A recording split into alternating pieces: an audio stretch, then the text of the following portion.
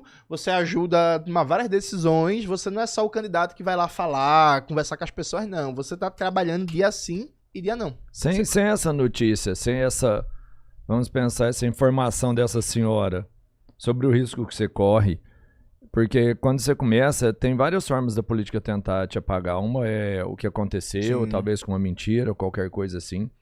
Mas é real também que quando eles percebem que você não vai se curvar, eles vão tentar de outras formas. Por exemplo, às vezes te comprar pessoalmente, às vezes te subornar, enfim.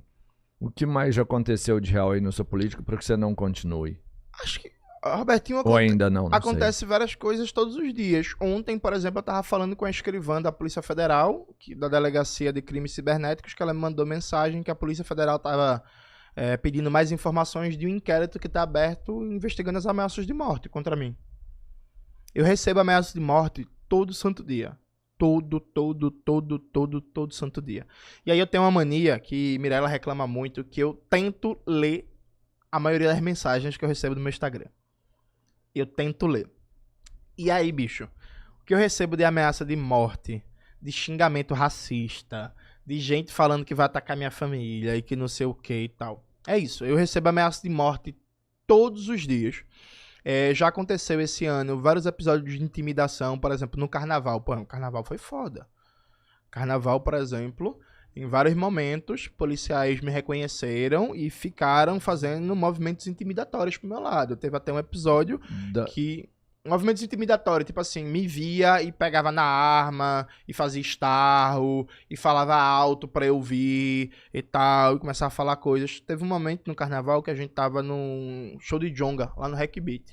E aí tava aí Mirella abraçado, e eu tava fazendo meu tabaquinho, né? Aí vem uma fila de 7 policiais.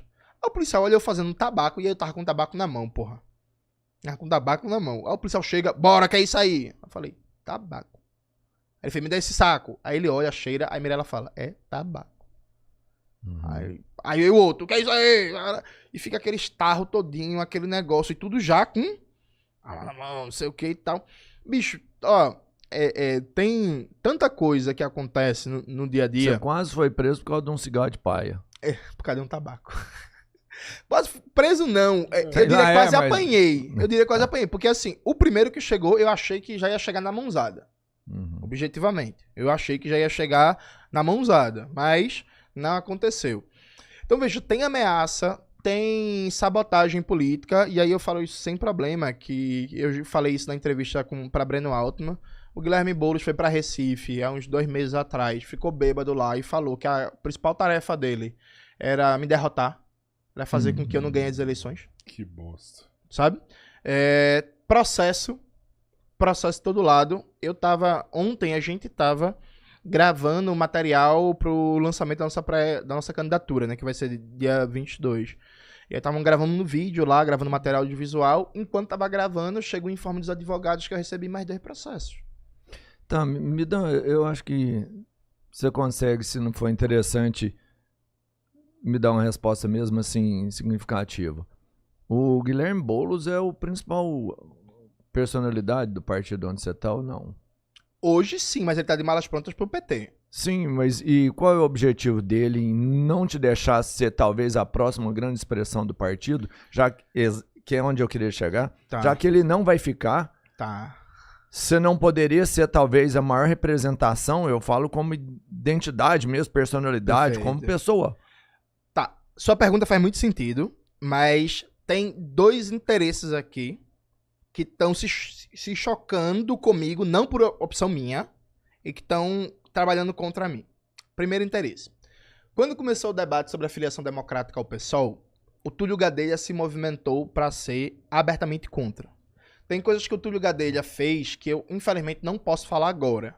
Mas depois que eu fui eleito, se tudo der certo com a graça e eu for eleito, aí eu vou ter imunidade. Falta uns dias pra você contar. Eu vou ter imunidade parlamentar pra falar, né? Que é assim, coisas inacreditáveis. Inacreditáveis mesmo. Inclusive, eu me prometo que a primeira entrevista que eu vou contar isso vai ser aqui no Três Irmãos. Pode me cobrar. Alguém faz esse corte, por favor. Pode me cobrar. Primeiro. E aí, ferrou, qual foi a Robertinho, questão? cobra mesmo. O Túlio Gadelha começou a trabalhar contra a nossa filiação ao PSOL, porque ele fez as pesquisas dele, né?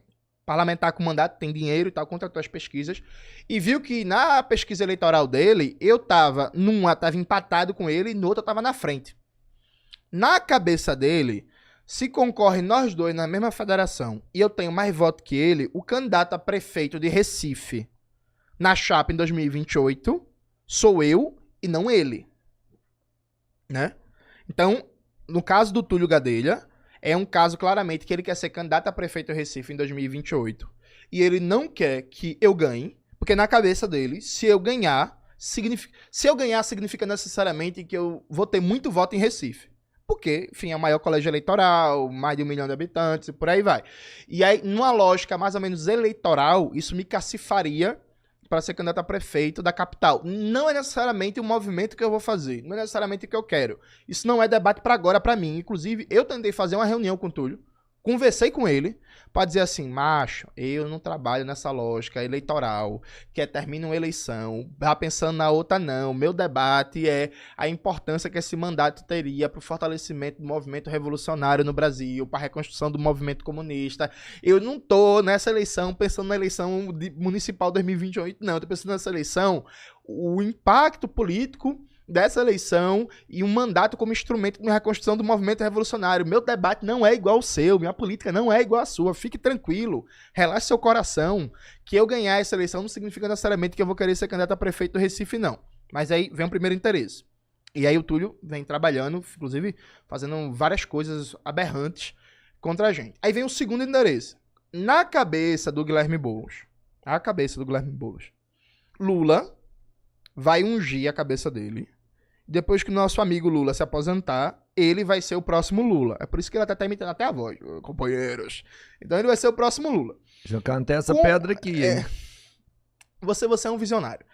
Como ele acha que vai ser o próximo Lula, ele, em 2030, quer ser o candidato de todo espectro que não seja de direita. Então ele quer ser o candidato da centro-esquerda, da esquerda radical e tal. Ele quer fazer o que o Lula conseguiu fazer esse ano, que é meio que ser o candidatão de todo o campo de esquerda e não ter nenhuma candidatura competitiva ao lado. Então o Boulos firmou uma aliança com a governadora Raquel Lira, e aí o grupo do Boulos está apoiando a Raquel Lira em Pernambuco, porque ele quer que o João Campos perca a eleição, porque ele vê o João Campos como um candidato, um concorrente contra ele no pós-Lula. Ele quer que eu perca a eleição pelo mesmo motivo. Porque na cabeça dele, tipo assim, alguém pela esquerda socialista revolucionária, o João Campos pela esquerda neoliberal, pela centro-esquerda, são concorrentes dele. E ele não quer ter concorrente. É por isso que ele trabalhou contra a filiação democrática e trabalha até hoje contra a nossa pré-candidatura. Então, assim, me explique então. A maior dificuldade que você tem hoje seria um fogo amigo.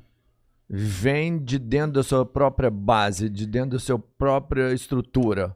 Bicho, porque o resto não é adversário pra você, mano. Não é. A direita, apesar de que eu vejo que o seu enfrentamento direto político é contra a direita não é um rival que te atrapalha. Muito pelo contrário, é quem te levanta. Tem uma coisa curiosa, Robertinho, que é político do Centrão não tem voto ideológico. Isso é verdade. Político do Centrão não tem voto ideológico. O voto do político do Centrão é o voto que a gente chama de voto de estrutura. Que é aquele voto de máquina partidária, que é aquele voto de dinheiro, que é aquele voto de compra de voto e por aí vai. Então o político do Centrão não está muito preocupado com disputa política ideológica. Né? E como é que funciona normalmente o voto político do Centrão? Ele normalmente dirige uma cidade, uma região, garante ali os votos dele e é aquilo ali. Show? Então, por exemplo, a maioria dos políticos do Centrão, eles ficam putos comigo quando fazem uma pesquisa e veem que na cidade deles eu tô bem. Aí eles ficam assim, porra, que é esse bicho? Veio aqui poucas vezes. Por exemplo, saiu uma pesquisa lá para Garanhuns, que é uma das maiores cidades do Agreste pernambucano, a principal cidade do Agreste meridional, e em Garanhuns eu tava em terceiro lugar na pesquisa que rodou. Aí os políticos tradicionais de Garanhuns ficaram putos comigo, né? Que tipo assim, pô, a gente tá aqui brigando, tentando lotear a cidade, distribuindo dinheiro e não sei o quê. Chega um cara que não é de Garanhuns e tem tanta expressão na cidade. Mas, qual é a lógica? Os políticos do Centrão, eles não fazem essa disputa ideológica. Eles estão ali, fazendo as máquinas dele, fazendo negócio. Beleza? Os políticos da extrema-direita me batem. Só que a maioria deles, em Pernambuco, evita me bater. Por quê? Porque eles têm medo do meu alcance comunicacional. Objetivamente, em Pernambuco, eu sou uma das figuras com maior capacidade de poder comunicacional. Então, se eu pego um vereador desse, da extrema-direita, que vem falar besteira sobre mim, e eu resolvi ir pra cima, ele tem muito mais a perder do que eu tenho a ganhar. E aí vou te dar um exemplo concreto. Fui para Santa Cruz do Capibaribe. Cheguei lá em Santa Cruz do Capibaribe, fiz a seguinte pergunta: qual foi o benefício que Bolsonaro trouxe para a cidade? Desci o pau no Bolsonaro, porque Santa Cruz do Capibaribe foi a única cidade de Pernambuco inteiro que Bolsonaro ganhou a eleição. Em 2018 e em 2022. Algumas pessoas chamam de maneira errônea, a meu ver, da ilha bolsonarista de Pernambuco. Aí, o vereador viu que eu fui para a cidade, fiz uma atividade lotada, muito sucesso, quase 300 pessoas na Câmara dos Vereadores de Santa Cruz. Aí o vereador viu que eu fui para a atividade e resolveu lançar um vídeo para me atacar. Aí eu gravei um vídeo resposta e falei assim: vereador, eu desafio você a me dizer 3 benefícios que Bolsonaro trouxe para a cidade. Melhor ainda, vereador, não só Bolsonaro, me diga 3 benefícios que qualquer bolsonarista, tem um bocado de deputado federal bolsonarista, qualquer bolsonarista trouxe para Santa Cruz do Capibaribe. A cidade é a 3ª maior de Agreste, não tem transporte municipal? Não tem transporte municipal, não tem uma unidade, um campus da UFPE, da UFRPE, a maioria dos jovens que querem estudar tem que sair da cidade. A cidade, o Rio Capibaribe, tá esgoto puro, não tem coletamento de esgoto, né? Várias ruas da cidade não tem um básico de asfaltamento. Quando chove é lama pra todo lado. Vários problemas e a galera fazendo motociata. Quando eu publico o vídeo, o vereador faz o quê? Ele apaga o vídeo dele. E fica caladinho. Porque ele não aguentou a pressão. A galera foi: e aí, vereador? Diga aí 3 obras que Bolsonaro trouxe pra cidade. Diga aí. Aí ele apagou e nunca mais falou meu nome. Então, a extrema-direita de Pernambuco, as figuras que são mais territoriais, por assim dizer, não compram enfrentamento comigo. Porque sabe que, do ponto de vista comunicacional, tende a perder. E aí, isso chega na tua resposta diretamente. Hoje, quem mais tem sabotado a gente e atacado são figuras do campo progressista. Que trabalham numa lógica, porque a galera diz que a prioridade deles é combater a extrema-direita. Mas não é não. É mentira isso. A prioridade deles é manter a hegemonia na esquerda. A prioridade é manter a hegemonia na esquerda, não é combater a extrema-direita, não. Hoje, quem mais tem atacado a gente são outras... E veja, não é crítica política, porque crítica política, show, tamo junto. Vamos pro debate, vamos debater programa, vamos debater ideia pra Pernambuco, vamos nessa. Não, é ataque mesmo. Mentirinha de bastidor, difamação, calúnia, tentativa de ver que um sindicato tá com a gente e liga pro presidente do sindicato pra oferecer dinheiro, pra tirar o apoio. Por aí vai. Quem mais tem sabotado a gente é figuras progressistas. Até figuras da direita grande, por exemplo, Mendonça Filho. Mendonça Filho, a gente foi lá pra Belo Jardim. Mendonça Filho ficou desesperado. Aí ligou pra galera: não, o que esse João de Manuel foi fazer ali? Sabe o que Mendonça Filho fez? O que deveria ter sido feito. Foi também fazer atividade no mesmo lugar que a gente. Claro que ele não vai ganhar só no discurso, né? Porque, enfim, Mendonça Filho. Mas é isso. Foi pra disputa política. Mas hoje, quem mais sabota e ataca são figuras progressistas. Você tem conseguido passar, entender? Se você quer ser aprovado em concursos públicos de carreiras policiais, venha para o Instituto Oliver.